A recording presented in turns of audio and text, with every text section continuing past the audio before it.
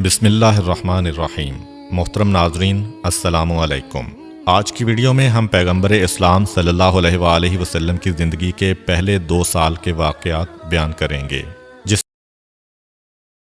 یقین کامل ہو گیا کہ یہ رسول برحق ہے۔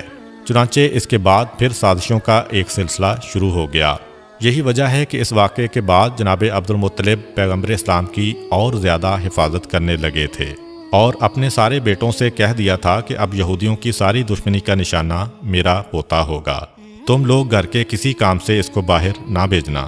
اس سے پہلے حضرت عبد المطلب بھیڑ بکریاں اور اونٹ چرانے کے لیے پیغمبر اسلام کو باہر بھیج دیتے تھے، لیکن آج یہ حکم جاری ہو گیا کہ خبردار، آج کے بعد کوئی میرے پوتے کو گھر سے باہر نہ بھیجے۔ یہی وجہ ہے کہ اس واقعے کے 1 سال بعد جب حضرت عبد المطلب کا آخری وقت قریب آیا تو اپنے سارے بیٹوں کو بلایا اور نصیحت کی کہ میں اس دنیا سے جا رہا ہوں، اپنے بارے میں مجھے کچھ نہیں کہنا ہے، میری ساری نصیحت میرے پوتے کے بارے میں ہے کہ اپنی جانیں دے کر بھی اس کی حفاظت کرنا۔ بہرحال یہودیوں کی تمام سازشوں کے باوجود اس موقع پر بھی اللہ تعالیٰ نے اپنے رسول کو محفوظ رکھا۔ اب واپس آتے ہیں رسول اکرم کی بچپن کی زندگی پر۔ مورخین اسلام میں اس مسئلے میں اختلاف ہے کہ پیغمبر اسلام کی ولادت کے بعد ابتدائی دنوں میں پیغمبر اسلام کو دودھ کس نے پلایا۔ ایک روایت یہ ہے کہ ولادت کے فوراً بعد پہلے 8 دن تک صوبیہ نے پیغمبر اسلام کو دودھ پلایا۔ یہ صوبیہ پیغمبر اسلام کے ایک چچا ابو لہب کی کنیز تھی۔ روایت میں ہے کہ ابو لہب نے فقط اس خوشی میں کہ اس کنیز نے اس کے بھتیجے کو دودھ پلایا تھا، آزاد کر دیا تھا۔ جس وقت پیغمبر اسلام کی ولادت ہوئی اس وقت ابو لہب آپ کی مخالفت میں نہیں تھا، کیونکہ اس وقت اس کی شادی نہیں ہوئی تھی۔ بعد میں پیغمبر اسلام کی مخالفت کرنے کا ایک سبب اس کی بیوی بھی تھی۔ خاندان بنو امیہ میں شادی کے بعد ابو لہب اپنے خاندان کو چھوڑ کر اپنے سسرال کے ساتھ مل گیا تھا۔ دوسری روایت کے مطابق پیغمبر اسلام کو حلیمہ سعدیہ کے سپرد کرنے سے پہلے چند دن دودھ حضرت آمنہ نے ہی پلایا تھا۔ اس کے بعد پیغمبر کو بی بی حلیمہ سعدیہ کے سپرد کر دیا گیا، جنہوں نے شرعی حکم کے مطابق 2 سال تک پیغمبر اسلام کو دودھ پلایا۔ روایت میں ہے کہ جس وقت حلیمہ سعدیہ نے پیغمبر اسلام کو دودھ پلایا اس وقت وہ دین ابراہیمی پر تھیں اور اس وقت دین ابراہیمی ہی برحق دین تھا، چنانچہ اس پر ایمان رکھنے والا اللہ کے دین پر عمل کرنے والا مانا جاتا تھا، یعنی کہ کوئی یہ اعتراض نہیں کر سکتا کہ کسی مشرک یا کافر نے پیغمبر اسلام کو دودھ پلایا تھا۔ پیغمبر اسلام کی ولادت سے پہلے کا 1 سال پورے عرب اور مکہ والوں کے لیے بڑی پریشانی کا سال تھا۔ بارشیں کم ہوئی تھیں جس کی وجہ سے غلہ کم پیدا ہوا تھا۔ مکے والے بھی پریشان تھے، مکے کے باہر والے بھی پریشان تھے، مگر جس سال پیغمبر اسلام کی ولادت ہوئی مکہ انتہائی خوشحال ہو گیا، لیکن مکے کے باہر ابھی تک قحط پڑا ہوا تھا، جس کی وجہ سے آس پاس کے جو قبیلے تھے وہاں سے لوگ روزگار کے لیے مکے آ رہے تھے۔ جہاں ایک طرف مکہ میں قحط نہیں ہے اور غلہ کثرت کے ساتھ ہے، مگر دوسری طرف ایک پریشانی کھڑی ہو گئی کہ اسی زمانے میں مکے میں ایک وبائی بیماری پھیل گئی تھی، خاص طور پر بچے اس کی لپیٹ میں بہت جلدی آ رہے تھے۔ ایک سے دوسرے اور دوسرے سے تیسرے گھر میں یہ بیماری پھیلتی جا رہی تھی، تو یہ 2 سبب پیغمبر اکرم کی ولادت کے فوراً بعد پہلے ہفتے میں پیش آئے۔ پیغمبر اکرم کو پروردگار عالم نے ہر مصیبت و پریشانی سے دور کیا تھا، مگر والدین تو پریشان ہوں گے، اور دوسری بات کہ مکے کے باہر سے جو لوگ روزگار کی تلاش میں آ رہے ہیں ان کی مدد کرنا بھی ضروری ہے، اور تیسری بات جیسا کہ پہلے ذکر ہوا ہے کہ یہودی جاسوس یہ دیکھنے کے لیے کہ آخری رسول پیدا ہوا ہے کہ نہیں مسلسل مکے آ رہے ہیں۔ ان حالات میں اب جتنا جلد پیغمبر اسلام کو مکے سے منتقل کیا جائے اتنا ہی ظاہری اعتبار سے رسول کی حفاظت کے لیے بہتر ہے۔ اگرچہ اللہ تعالیٰ ظاہر رکھ کر بھی پیغمبر کی حفاظت کر سکتا تھا، لیکن غیبت میں لے جانے میں بھی اللہ کی مصلحت ہے۔ 7ویں دن پیغمبر اسلام کا عقیقہ ہوتا ہے۔ عقیقے والے دن صبح کے وقت جناب آمنہ اپنے بستر پر لیٹی ہوتی ہیں کہ یکایک ایک بشارت ہوتی ہے۔ جناب آمنہ جو پیغمبر اسلام کی والدہ ہیں اور دین ابراہیمی پر ہیں، اتنا تو سمجھ سکتی ہیں کہ بشارت کیا ہے، یہ جو آواز آ رہی ہے یہ کہاں سے آ رہی ہے۔ بہرحال انہیں یہ بشارت ہوتی ہے کہ اپنے بچے کو اس عورت کے حوالے کرنا جس کا نام حلیمہ سعدیہ ہے۔ عقیقے کے اگلے دن یعنی ولادت کے 8ویں دن پیغمبر اسلام کو مکے سے منتقل کرنا ہے۔ جیسا کہ پہلے ذکر ہوا کہ مکے سے باہر قحط پڑا ہوا تھا، لیکن قحط نہ بھی پڑتا تب بھی عربوں کا یہ طریقہ تھا کہ سال میں 2 دفعہ موسم بہار میں یعنی سردی کے فوراً بعد اور موسم خزاں میں یعنی گرمی کے فوراً بعد جو آس پاس کے دیہات تھے وہاں کی عورتیں مکے میں آتی تھیں اور ایک ایک شخص کے دروازے پر جاتی تھیں کہ اگر آپ کا کوئی بچہ ہے تو ہمیں دیجئے، ہم اس کی پرورش کریں گی، اسے دودھ پلائیں گی اور جو اجرت طے پائے اس پر بچہ ان کے حوالے کر دیا جاتا۔ تو مسلسل قحط کے زمانے میں تو اور زیادہ عورتیں آ رہی تھیں۔ 8ویں دن جناب عبد المطلب اپنے غلام کو بلا کر کہتے ہیں کہ جا کر مکے کے بازاروں میں، گلیوں میں اور جہاں یہ عورتیں جمع ہوتی ہیں وہاں جا کر معلوم کرو کہ کیا کوئی ایسی عورت ہے جو میرے اس بچے کو لے جانے کے لیے تیار ہو۔ ادھر غلام گیا، ادھر جناب آمنہ کی کنیز آتی ہے اور کہتی ہے کہ ہماری ملکہ آمنہ نے یہ درخواست کی ہے کہ آپ جس کا بھی انتخاب کریں ایک دفعہ اسے میرے پاس ضرور بھیج دیجئے گا۔ مکے سے کچھ فاصلے پر قبیلہ بنی سعد عرب کا ایک بہت بڑا قبیلہ تھا۔ بی بی حلیمہ کا تعلق اسی قبیلے سے تھا، اسی نسبت سے نام ہو گیا حلیمہ سعدیہ۔ جناب حلیمہ سعدیہ کہتی ہیں کہ ہم لوگ اپنے دستور کے مطابق سال میں 2 دفعہ مکے جاتے تھے اور جانے کے بعد وہاں کے صاحبان دولت اور جو سردار ہیں ان کے بچوں کو لے کر آتے تھے۔ اس سال ہمیں جانے کی جلدی تھی کیونکہ ہمارے علاقے میں قحط شدید سے شدید ہوتا جا رہا تھا۔ جائیں گے تو کسی صاحب دولت کا، کسی سردار کا بیٹا ملے گا تو ہماری پریشانی دور ہو جائے گی۔ چنانچہ ہمارا قافلہ نکلا، سارا قبیلہ ایک ساتھ چل رہا ہے، پورے قبیلے کا ایک ہی پیشہ ہے، مرد اور عورتیں سب ساتھ جا رہے ہیں۔ جناب حلیمہ سعدیہ کہتی ہیں کہ میں اس پورے سفر میں بے حد پریشان رہی، اس لیے کہ میں جس سواری پر سوار تھی وہ ایک گدھی تھی اور بیمار تھی، اس سے چلا نہیں جا رہا تھا، بڑی سست رفتاری سے چل رہی تھی۔ اب میں بھی شرمندہ کہ قبیلے والے میری وجہ سے پریشان ہیں۔ قبیلے والوں کے آپس میں ایسے تعلقات ہیں کہ کسی کو چھوڑ کر قبیلہ آگے بھی نہیں بڑھ سکتا۔ میرے سست جانور کی وجہ سے سارے قبیلے کو آہستہ آہستہ چلنا پڑ رہا ہے۔ اب اگرچہ کوئی زبان سے نہیں کہہ رہا لیکن مجھے معلوم ہے کہ ان سب کو جلدی ہے کہ مکے جائیں اور پیسے لے کر آئیں تاکہ ان کی زندگی میں راحت و آسانی آئے۔ دوسرا میرا مسئلہ یہ تھا کہ قحط کی وجہ سے میرے پاس کھانے کے لیے تو کچھ تھا نہیں، اپنی غذا کے لیے فقط ایک اونٹنی تھی، اس کا دودھ نکال کے ہم لوگ پیا کرتے تھے، مگر آج کے دن اونٹنی بھی بیمار تھی اور اس کے پاس دودھ بھی زیادہ نہیں تھا۔ بہت تھوڑا سا دودھ جو ہم کبھی اس کے تھنوں سے نکالتے تھے وہ ہم سب استعمال کرتے تھے اور سب بھوکے رہ جاتے تھے۔ حالات ایسے ہیں کہ کوئی کسی سے کچھ مانگ بھی نہیں سکتا۔ اور تیسری پریشانی میرے ساتھ یہ ہوئی کہ خود میری گود میں جو بچہ تھا اس کو پلانے کے لیے بھی میرے پاس دودھ نہیں تھا، اس لیے کہ میرے دائیں سینے میں دودھ بالکل خشک ہو چکا تھا، بائیں سینے میں دودھ تھا مگر اتنا کم کہ میرا اپنا بچہ بھوکا رہ جاتا تھا۔ غذا بھی کم مل رہی ہے، ویسے بھی جناب حلیمہ کو اس وقت بیماری ہے۔ اب انتہائی پریشان کہ ہم چل تو رہے ہیں مگر ان ساری مصیبتوں کے ساتھ چل رہے ہیں، نتیجہ کیا ہوگا؟ خیر آہستہ آہستہ چلتے ہوئے ہم مکہ میں داخل ہو گئے۔ مکے میں داخل ہونے کے بعد مجھے تو اپنی سواری کے جانور اور اپنی اونٹنی کی بھی فکر ہے، اور مجھے خود اپنی بھی فکر ہے کہ اگر میں نے کسی بچے کو گود لے بھی لیا تو لازمی طور پر دینے والا پہلی تحقیق یہی کرے گا کہ اس کے بچے کو پیٹ بھر کر غذا ملے گی یا نہیں۔ اور میری حالت ایسی ہے کہ میں اپنی اولاد کو بھی دودھ نہیں پلا پا رہی ہوں۔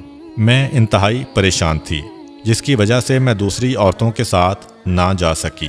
پورا قبیلہ مکے میں ہے اور مجھے اطلاع ملی کہ مکے کے اندر جتنے بھی مالدار آدمی ہیں، جتنے بھی صاحب حیثیت آدمی ہیں، ان سب کے بچے تو دوسری عورتوں نے لے لیے اور مجھے کہیں سے کوئی بچہ نہ مل سکا۔ اب میں انتہائی پریشان کہ کیا کروں۔ یکایک میرے کان میں کچھ غلاموں کی آواز آئی جو یہ کہتے ہوئے مکے کی گلیوں اور بازاروں میں جا رہے تھے کہ اگر کوئی عورت باقی بچی ہو تو وہ حضرت عبد المطلب کے پاس آئے اور ان کے یتیم پوتے کو اپنی نگرانی میں لے لے۔ جناب حلیمہ سعدیہ کہتی ہیں کہ عبد المطلب کا نام بڑا نام ہے، مکے کے سردار ہیں، سارا عرب ان کو جانتا ہے۔ حیران ہیں کہ پھر ایسی کیا وجہ ہے کہ اس بچے کو کوئی گود میں لینے والا نہیں ہے اور غلاموں کو آواز لگانا پڑ رہی ہے، پھر بھی کوئی تیار نہیں ہو رہا۔ اپنی ساتھیوں سے پوچھا کہ تم عرب کے سارے مالدار گھرانوں کے بچوں کو لے کر آئی ہو لیکن سب سے اہم گھرانے کو چھوڑ دیا، تو انہوں نے جواب دیا کہ بے شک اعلان عبد المطلب کی جانب سے ہو رہا ہے مگر جس کے لیے اعلان ہو رہا ہے اس کا باپ نہیں ہے، یہ یتیم ہے، اور جب باپ نہیں تو ہمیں یہ توقع نہیں کہ اس بچے کی پرورش سے ہمیں کوئی نفع پہنچے گا۔ اس لیے کہ جو حق باپ ادا کرتا ہے دادا وہ حق ادا نہیں کر سکتا۔ اس لیے ہم ڈرتے ہیں کہ عبد المطلب کا نام سن کر ہم اس بچے کو لے تو جائیں گے، مگر باپ نہ ہونے کی وجہ سے ہمیں پورے پیسے نہیں ملیں گے۔ جناب حلیمہ سعدیہ کہتی ہیں کہ یہ بات میری سمجھ میں بھی آ گئی، اس لیے اعلان سننے کے باوجود میں وہاں پر نہیں گئی۔ میں نے کوشش کی کہ اگر ہو سکے تو کسی اور گھرانے سے کوئی بچہ مل جائے، لیکن پتہ چلا کہ مجھ سے دیر ہو گئی، اور جتنے بھی مالدار گھروں کے بچے ہیں نہ صرف یہ کہ وہ جا چکے ہیں، کسی غریب گھر کا بچہ بھی اب نہیں مل رہا ہے۔ چنانچہ میں پریشان ہو کر حضرت عبد المطلب کے پاس پہنچی کہ چلو اگر اپنی خواہش کے مطابق نہ ملے تو خالی ہاتھ جانے سے تو بہتر ہے کہ جیسا بچہ ملے تو اسی کو لے جاؤ۔ میں حضرت عبد المطلب کے پاس پہنچی اور سلام کیا۔ سلام کا جواب دیتے ہیں اور پوچھتے ہیں کہ تم کیوں آئی ہو؟ میں نے وجہ بتائی، کہا کہ یہ بتاؤ کہ تمہارا نام کیا ہے؟ میں نے بتایا کہ میرا نام حلیمہ سعدیہ ہے۔ نام سن کر حضرت عبد المطلب مسکرائے اور کہا کہ نام تو بہت اچھا ہے، نام میں حلم بھی ہے اور سعادت بھی ہے۔ یہ دو ایسی خوبیاں ہیں کہ یہ کسی کو بھی مل جائیں وہ دنیا میں بھی کامیاب ہو جاتا ہے اور آخرت میں بھی کامیاب ہو جاتا ہے۔ کیا میرے پوتے کو اپنے ساتھ لے جاؤ گی؟ حلیمہ سعدیہ کہتی ہیں کہ میں آئی اسی لیے ہوں۔ کہا کہ نہیں، تمہیں پہلے بہو کے پاس جانا ہوگا، آمنہ سے ملاقات کرو، اگر وہ بھی راضی ہو جائیں تو پھر یہ معاملہ طے پاتا ہے۔ اب کنیز کے ساتھ حلیمہ سعدیہ جناب آمنہ کے پاس تشریف لے جاتی ہیں۔ ان کے کمرے میں جاتے ہی حیران ہو گئیں۔ جس وقت کمرے میں داخل ہوئیں دوپہر کا وقت ہے، اور عرب کا سورج جہاں پہ بادل نام کو نہیں ہوتا ہے ہر وقت روشنی ہی روشنی، لیکن کمرے میں داخل ہوئیں تو دیکھا کہ سورج کی روشنی سے ہٹ کے کسی روشنی سے کمرہ منور ہو رہا ہے۔ حیران ہو کر سوال کیا کہ آپ اپنے کمرے میں دن کے وقت بھی چراغ روشن کر کے رکھتی ہیں؟ جناب آمنہ مسکرا کر کہتی ہیں کہ نہیں، یہ چراغ کی روشنی نہیں ہے، یہ میرے بیٹے کے چہرے کی روشنی ہے۔ یہ جس وقت سے اس کمرے میں آیا ہے ہر وقت یہ کمرہ روشن رہتا ہے۔ جناب حلیمہ سعدیہ کہتی ہیں کہ آئی تو تھی بڑے بجھے دل کے ساتھ، کوئی نہیں مل رہا اس لیے لینے آئیں، مگر یہ جملہ سنا تو آگے بڑھ کر بچے پہ نگاہ پڑی تو خود بخود ایک محبت دل میں پیدا ہوئی۔ جناب آمنہ نے ان سے ان کا نام پوچھا تو انہوں نے بتایا کہ حلیمہ سعدیہ۔ جناب آمنہ نے کہا کہ بے شک مجھے اسی کی تلاش تھی، اب یہ بچہ تمہارے سپرد ہے، اس کی حفاظت کرنا۔ جناب حلیمہ سعدیہ پیغمبر اسلام کو گود میں لے کر باہر آئیں، پھر ان کے دادا حضرت عبد المطلب کے پاس گئیں۔ پیغمبر اسلام کے دادا نے کہا، اے حلیمہ، اسے لے کے تو جا رہی ہو، مگر ایک چیز ہم تمہیں بتا دیں کہ اس بچے کے دشمن بہت زیادہ ہیں۔ اگر تم اس بچے کے ساتھ کسی عجیب و غریب واقعے کو دیکھو، کوئی نئی چیز تمہیں نظر آئے تو حیرت زدہ نہ ہونا، اور کسی کو بتانا نہیں کہ تم نے کیا دیکھا ہے، ورنہ دشمن مسلسل پیچھے لگیں گے۔ ابھی یہاں سے تو حفاظت سے پیغمبر چلے جائیں گے، مگر تمہارے قبیلے میں جانے کے بعد اگر یہ خبریں پھیلنے لگیں کہ اس بچے کی کیا برکتیں ہیں تو یہود کے کان کھڑے ہو جائیں گے۔ خاص وعدہ لیا، بلکہ کہا کہ اگر تم چاہو میں اپنے محلے میں خفیہ مکان تمہیں دے دوں۔ حلیمہ سعدیہ کہتی ہیں کہ نہیں، اپنے خاندان اور اپنے قبیلے کو چھوڑتے ہوئے مجھے اچھا نہیں لگے گا۔ خیر بات طے پا گئی اور جناب حلیمہ سعدیہ پیغمبر اسلام کو ساتھ لے کر چلیں اور اپنے قبیلے کے پاس پہنچیں۔ قافلہ فقط ان کا انتظار کر رہا ہے اور باقی ساری عورتوں کا معاملہ طے پا چکا ہے، ہر ایک کو پہلے ہی بچے مل چکے تھے۔ چنانچہ جیسے ہی یہ پہنچیں قافلہ کھڑا ہوا اور حرکت کرنے لگا، مگر اب جو قافلہ حرکت کر رہا ہے تو سب حیران تھے۔ آتے وقت حلیمہ سعدیہ کو دیکھ کر سب پریشان تھے، جاتے وقت حلیمہ کو دیکھ کر سب حیران ہیں کہ ان کی سواری وہ گدی جو بیماری کے عالم میں تھی اور چلا نہیں جا رہا تھا، اب واپسی پہ اتنی تیز رفتاری سے چل رہی ہے کہ تیز ترین گھوڑا بھی اس رفتار سے نہیں چلتا۔ حلیمہ سعدیہ کے لیے اپنے جانور کو روکنا ایک مسئلہ ہو رہا ہے، کہاں وہ منزل کے چلانا مسئلہ ہو رہا تھا، 2 قدم چل کے جانور رک جاتا تھا، اور کہاں یہ منزل کے روکنا مشکل ہو رہا ہے۔ حلیمہ سعدیہ یہ دیکھ کر حیران و پریشان کہ یہ تھوڑی سی دیر میں کیا معجزہ پیش آ گیا، اور پھر جب دوپہر کے وقت کھانے کا وقت آیا تو یہ دیکھ کر حیران ہو گئیں کہ میری اونٹنی جس کے تھنوں میں اتنا دودھ نہیں آتا تھا کہ ایک آدمی پیٹ بھر کے اسے پی سکے، اس وقت اتنا دودھ ہے کہ سارے قبیلے میں پیش کیا جا رہا ہے اور ختم نہیں ہو رہا ہے۔ یہ کیا عجیب و غریب واقعات پیش آ رہے ہیں۔ مگر جناب عبد المطلب کی نصیحت اب سمجھ میں آنے لگی کہ خبردار کوئی بھی عجیب و غریب واقعہ پیش آئے تو کسی کو بتانا نہیں کہ تم نے کیا دیکھا، بچے کے دشمن زیادہ ہیں۔ جناب حلیمہ چل رہی ہیں مگر ابھی تک فیصلہ نہیں کر پا رہی ہیں کہ ان واقعات کا مطلب کیا ہے۔ پھر قافلہ تھوڑی دور گیا تھا کہ حلیمہ سعدیہ کو پروردگار کی جانب سے بتایا گیا کہ کیا واقعہ پیش آ رہا ہے۔ حلیمہ سعدیہ اتنی بھی حیران نہ ہو کہ گھبرا کر اس بچے کو ہاتھ سے چھوڑ دے۔ جناب حلیمہ قافلے سے تھوڑا آگے ہیں، قریب سے ہرنوں کا ایک غول دوڑتا ہوا نکلا اور ان کو دیکھ کے رک گیا۔ یہ بات ہرن کی فطرت کے بالکل خلاف ہے، کیونکہ ہرن انسانوں کو دیکھ کر بھاگتا ہے۔ ان میں سے ایک ہرن نے انسانی آواز میں کہا، اے حلیمہ سعدیہ، جس بچے کو لے جا رہی ہو انتہائی بابرکت و خوش قسمت بچہ ہے، کائنات کا سردار بننے والا ہے، حفاظت کے ساتھ لے جانا، عزت و احترام کے ساتھ اس کی پرورش کرنا۔ یہ کہہ کر ہرن غائب ہو گئے۔ حلیمہ سعدیہ ہرن کی زبان سے انسانی آواز میں اس بچے کے بارے میں گفتگو سن کے چونکیں، اور وہی جواب ہرن نے دیا جو سوال بہت دیر سے میرے ذہن میں تھا کہ یہ کیا عجیب و غریب واقعات پیش آ رہے ہیں۔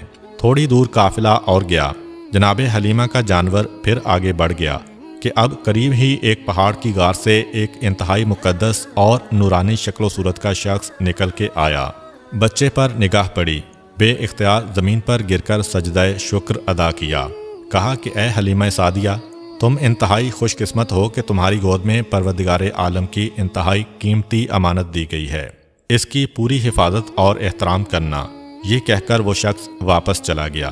جناب حلیمہ کا جانور جہاں قافلے سے آگے بڑھتا ہے کوئی نہ کوئی معجزہ پیش آ جاتا ہے۔ کبھی جانور نے بولا، کبھی کوئی بزرگ آ گئے، کبھی درخت کی شاخیں جھکیں، کبھی آسمان سے بادل کی آواز آئی۔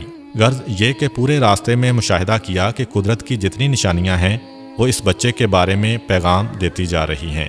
جناب حلیمہ سعدیہ کو جناب آمنہ کے گھر میں اس بچے کو دیکھ کر اتنی محبت پیدا ہو گئی تھی تو اسی وقت فیصلہ کر لیا تھا کہ پیسے ملیں نہ ملیں بچے کو مجھے لے کر جانا ہے۔ یہ جو واقعات دیکھے تو محبت اور بڑھتی جا رہی ہے۔ پھر جو واقعہ پیش آیا اس کی وجہ سے جناب حلیمہ سعدیہ اس بچے سے اور زیادہ محبت کر رہی ہیں۔ ماں ہونے کے ناطے جناب حلیمہ سعدیہ کے لیے ایک مشکل مرحلہ تھا، مگر اس مرحلے سے بہرحال گزرنا تو تھا کہ جناب حلیمہ کا ایک سینہ بالکل سوکھا ہوا ہے اور دوسرے میں اتنا کم دودھ ہے کہ اپنا بچہ پیٹ بھر کر نہیں پی سکتا۔ اب یہ بچہ تو اجرت پہ لے کے آئی ہیں، اپنے بچے کو بھوکا رکھ کے یا جانوروں کا دودھ پلا کے گزارا کرنا ہے، مگر اس لانے والے بچے کو اپنا دودھ پلانا ہے۔ یہ پریشانی تو ہے ماں کے ذہن میں کہ کس طریقے سے میں اس منزل سے گزروں گی، مگر اس وقت یہ دیکھ کر محبت حد سے زیادہ بڑھ گئی کہ جب یہ بچہ آیا حلیمہ سعدیہ کا احسان نہیں لیا، حلیمہ سعدیہ پر احسان کیا ہے کہ جب دودھ پلانے کا وقت آیا حلیمہ سعدیہ نے یہ چاہا کہ اپنے بائیں سینے سے دودھ پلائیں، مگر بچے نے منہ پھیر لیا، دائیں سینے کی جانب رخ کیا۔ کئی مرتبہ کوشش کی، جب یہ دیکھا کہ بچہ نہیں مان رہا تو ایک مرتبہ بچے کو مخاطب کیا جس طرح ناسمجھ بچے سے آدمی گفتگو کرتا ہے۔ کہا کہ ٹھیک ہے تم اپنی ضد پوری کر لو، لیکن تمہیں یہاں سے پیٹ بھرنے کے لیے کوئی چیز نہیں ملے گی۔ البتہ یہ دیکھ کر حیران ہو گئیں کہ جیسے ہی اس بچے نے سیدھے سینے کو منہ میں لیا اس میں سے دودھ جاری ہو گیا، اور اتنی کثرت سے دودھ جاری ہوا کہ دوسرے سینے سے بھی حلیمہ سعدیہ کا اپنا بچہ جو آج تک بھوکا چلا آ رہا تھا آج پیٹ بھر کے دودھ پی رہا ہے۔ جناب حلیمہ سعدیہ نے بچے کو ہاتھ پہ لیا۔ کتنا بابرکت بچہ ہے کہ آیا تو اپنی غذا خود لے کے آیا، اور میرے بچے کے دودھ میں کمی نہیں ہونے دی بلکہ اسے اور بھی زیادہ دودھ مہیا کر دیا۔ پروردگار کی سنت ہے کہ اپنے حبیب پر کسی کا احسان نہیں ہونے دینا ہے بلکہ حبیب کی وجہ سے دوسروں پر احسان ہونا ہے۔ اس مسئلے پر علماء نے یہ بات بھی کہی ہے کہ بے شک پیغمبر اسلام نے حضرت حلیمہ سعدیہ کے سینے سے دودھ پیا، لیکن دراصل اس کا انتظام اللہ تعالیٰ کی طرف سے تھا، کیونکہ اس سینے میں دودھ جاری ہوا جو سوکھا ہوا تھا۔ چنانچہ اللہ تعالیٰ نے جناب حلیمہ کے سینے کو ایک برتن قرار دیا، اور پیغمبر اسلام کو پلایا جانے والا دودھ ان کے جسم کا جزو نہیں تھا بلکہ اللہ تعالیٰ کی طرف سے جاری کیا گیا تھا۔ اس بات سے وہ اعتراض بھی ختم ہو گیا جو حضرت موسیٰ علیہ السلام کی قوم کی طرف سے ہو سکتا ہے کہ جب حضرت موسیٰ علیہ السلام بچپن میں فرعون کے محل میں پہنچے تھے تو آپ پر سب کا دودھ حرام کیا گیا تھا اور ان کی والدہ نے انہیں دودھ پلایا تھا، اور یہ تو انبیاء کے سردار ہیں، انہیں کیوں غیر عورت کا دودھ پلایا گیا؟ سفر تمام ہوا اور جناب حلیمہ سعدیہ اس بچے کو لے کر اپنے گھر پہنچیں۔ تاریخ میں لکھا ہے کہ جب بچے کو گھر میں لٹایا گیا تو جناب حلیمہ کی سواری وہ گدی 3 مرتبہ بستر رسول کے گرد طواف کرتی ہے اور پھر پیشانی کو زمین پہ رکھ کر انسانی آواز میں کہتی ہے کہ اے سردار انبیاء، میں آپ کی احسان مند ہوں کہ آپ کی وجہ سے میری بیماری ختم ہو گئی۔ حلیمہ سعدیہ پھر چونکیں، پھر ایک معجزہ دیکھا کہ اب سمجھ میں آیا کہ یہ ذات اس جانور کی بیماری ختم کرنے کا سبب بنی تھی۔ اور پھر تو ایسے واقعات، ایسے مشاہدات مسلسل پیش آتے رہے کہ حلیمہ سعدیہ حیران ہو کر سوچ رہی تھیں کہ جس بچے کو میں بادل نخواستہ اور مجبوراً لینے گئی تھی وہ میرے لیے کتنا بابرکت ثابت ہوا۔ یہ بات ذہن میں رہے کہ پیغمبر اسلام اس وقت حلیمہ سعدیہ کے گھر تشریف لائے تھے جب ان کے پورے قبیلے میں قحط تھا۔ جناب حلیمہ سعدیہ کہتی ہیں کہ ہم مکے سے اجرت میں پیسے نہیں غلہ لے کے آئے تھے، تو قحط میں انسانوں کے لیے خوراک مشکل تھی تو جانوروں کو کیا کھلا سکتے تھے، مگر پھر بھی اپنے جانوروں کو اپنے ہاتھ سے تو نہیں مار سکتے۔ روزانہ صبح کو اپنے جانوروں کو قبیلے کے چاروں طرف چرنے کے لیے بھیج دیتے ہیں، اور عجیب بات یہ ہے کہ سارے قبیلے کے جانور بھوکے واپس آ رہے ہیں۔ اگر کسی کو خوراک مل بھی گئی تو فقط اتنی کہ مرنے نہ پائیں مگر بھوکے رہ جاتے ہیں، روز بروز کمزور ہو رہے ہیں، اور میرے جانور انہی جانوروں کے ساتھ جا رہے ہیں، لیکن وہ جب واپس آتے ہیں پیٹ بھرے ہوئے آتے ہیں، جسم فربا سے فربا ہوتا جا رہا ہے۔ سارا قبیلہ حیران ہے کہ سارے جانور ایک ساتھ ہی ایک جگہ پہ جا رہے ہیں، لیکن سارے قبیلے کے جانور کمزور ہوتے جا رہے ہیں، اور حلیمہ سعدیہ کے جانوروں کے ساتھ اتنی برکت۔ جناب حلیمہ سعدیہ کہتی ہیں کہ جب یہ بچہ میرے گھر میں آیا اس وقت میرے گھر میں بھیڑ بکریاں، اونٹ اور باقی جانور ملا کر کل 22 جانور تھے، اور جب 5 سال بعد یہ بچہ ہمارے گھر سے گیا تو ہمارے جانوروں کی تعداد 1020 ہو چکی تھی۔ پیغمبر اسلام اس گھر میں جتنا عرصہ رہے احسان نہیں لیا، بلکہ حلیمہ سعدیہ اور ان کے قبیلے پر احسان کیا ہے۔ جناب حلیمہ مزید کہتی ہیں کہ مجھے اس بچے کا کوئی کام سر انجام نہ دینا پڑا۔ جب کبھی میں ارادہ کرتی کہ آج اس کے بالوں میں کنگھی کروں اور میں یہ دیکھتی کہ اس کے بالوں میں کنگھی ہو چکی ہے، جب ارادہ کرتی کہ اس کا چہرہ دھوؤں تو دیکھتی کہ اس کا چہرہ پہلے سے دھلا ہوتا، جب کبھی یہ ارادہ کرتی کہ آج اس کا لباس بدلنا ہے تو لباس پہلے سے بدلا ہوا ہوتا۔ میں حیران ہوا کرتی کہ یہ سارے کام کون انجام دے کے جاتا ہے، کون ہے، کس وقت آتا ہے، مجھے پتہ بھی نہیں چلتا۔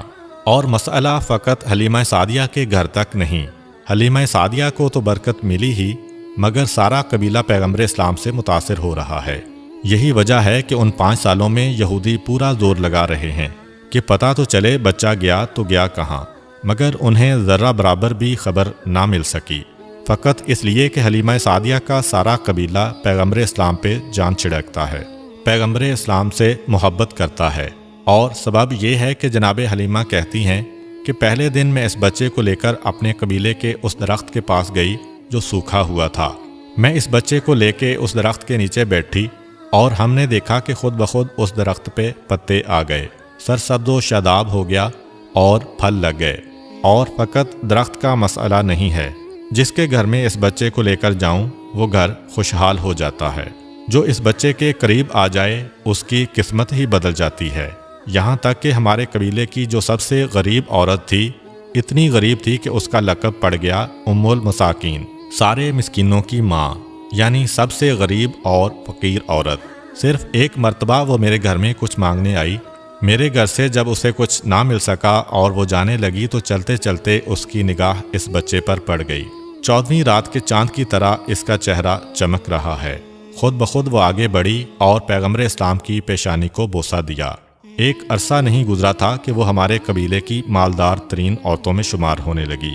اسے اس بات کا احساس بھی تھا کہ یہ تبدیلی کس وجہ سے آئی ہے، چنانچہ اب وہ صبح شام آتی ہے اور اس بچے کے تلوے اپنی آنکھوں سے ملتی ہے۔ تو اب پورا قبیلہ کسی نہ کسی طرح پیغمبر اسلام سے استفادہ کر رہا ہے اور سارے قبیلے کی برکتیں بڑھتی جا رہی ہیں۔ اور سارا قبیلہ پیغمبر اسلام سے محبت کرنے والا ہے۔ عجیب و غریب باتیں دیکھ رہے ہیں مگر کسی کو نہیں بتا رہے ہیں۔ پیغمبر اسلام درخت کے قریب سے گزریں تو اگر سوکھا ہوا درخت ہے تو وہ سرسبز و شاداب ہو جائے، سرسبز و شاداب درخت ہے تو اس کے سبزے میں اور اضافہ ہو جائے۔ کسی نہر کے قریب سے گزریں، اگر سوکھی نہر ہے تو پانی جاری ہو جائے، اگر پانی جاری ہے تو پانی کی مقدار بڑھ جائے۔ جس کے کھیت کے قریب سے گزریں اس کی فصل کئی گنا بڑھ جائے۔ اس کے ساتھ ساتھ ان کے جانوروں کی تعداد بھی بڑھ رہی ہے، اور عرب میں اس وقت جانوروں کو سونے چاندی سے بھی زیادہ قیمتی سمجھا جاتا تھا، مگر جہاں جانوروں کی تعداد زیادہ ہو رہی ہے وہاں پر ان کے دشمن بھی زیادہ ہوتے جا رہے ہیں۔ چنانچہ عرب کے صحرا میں بھیڑیے بڑی کثرت کے ساتھ تھے، اور ہر قبیلے کا مسئلہ یہ ہوتا تھا کہ اپنے جانوروں کو بھیڑیے سے کیسے بچایا جائے۔ پیغمبر اسلام کے آنے سے انسانوں کو تو برکتیں ملیں مگر کسی جانور کو بھی نقصان نہیں پہنچ سکتا ہے۔ ابتدا میں بعض جانور اس قبیلے کے کچھ جانور اٹھا کر لے گئے تھے، مگر بعد میں جب پیغمبر اسلام نے دعا کی تو ان جانوروں کو خود وہ بکریاں لا کر واپس کرنا پڑیں۔ چنانچہ اس قبیلے کے لیے سب سے اطمینان کی بات یہی تھی کہ پیغمبر اسلام کے وجود کی وجہ سے ہمارے جانور بھی محفوظ ہو گئے۔ یہ تمام مناظر دیکھ کر سارا قبیلہ پیغمبر اسلام سے محبت کر رہا ہے، اور پیغمبر اسلام تو گویا اب اس قبیلے کے سردار بن گئے۔ انشاءاللہ اگلی ویڈیو میں ہم پیغمبر خدا کے حضرت حلیمہ سعدیہ کے گھر سے واپسی اور ان کی والدہ اور دادا کے ساتھ زندگی گزارنے اور وہاں پر پیش آنے والے واقعات کے بارے میں بیان کریں گے۔